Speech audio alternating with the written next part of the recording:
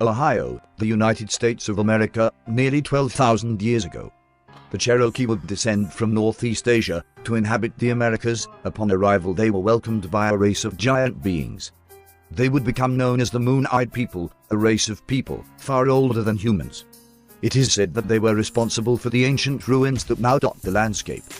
The Cherokee called them the Moon-Eyed due to them only being able to see in the dark. During the day they had very poor eyesight.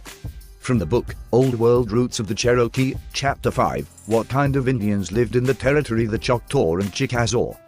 According to local traditions, and confirmed by excavations of bones in Tennessee, a race of white giants.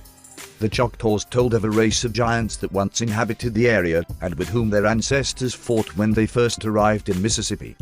It was always believed that these were just stories passed down from generation to generation. The tribe, for example, had a legend of the mastodon roaming the Great Plains of America. However, over the past few years the remains of this mythical race have begun to surface, confirming the Cherokee's accounts.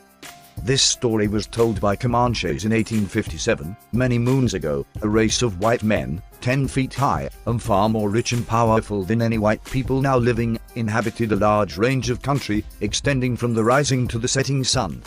Their fortifications crowned the summits of the mountains, protecting their cities in the valleys. They excelled every other nation on earth, either before or since, in all manner of cunning handicraft. They were brave and warlike, ruling over the land they had wrested from its ancient possessors with a high and haughty hand. They drove the Indians from their homes by the sword, and occupied the valleys in which their fathers had dwelt before them. The remnants of their fortresses, and the crumbling ruins that surrounded us all, is what remained of their mighty cities. In agreement, the Indian trader Adair often referred to the Nanishtahualo as departed white ghosts, vested with spiritual powers whose descendants were priests and magicians.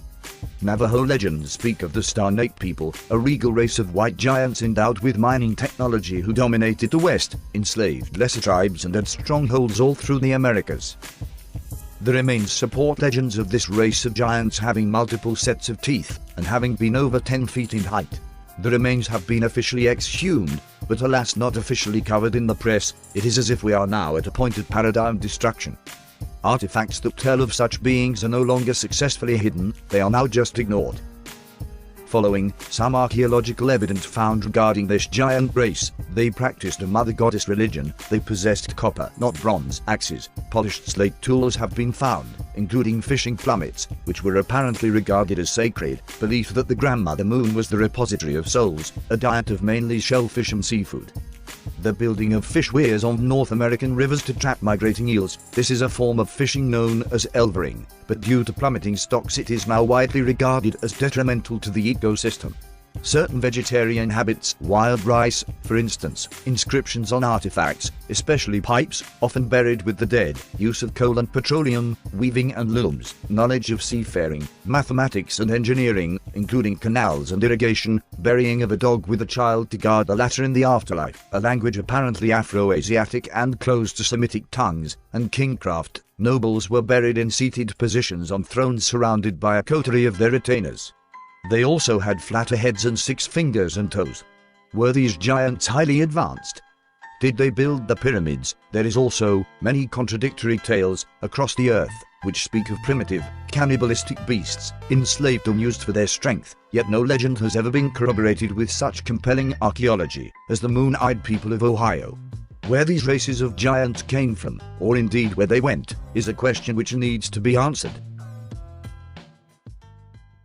Georgios Tsoukalos goes deep. The only way the ancient astronaut theory can be disproven is when the extraterrestrials show up and say we were never here in the past.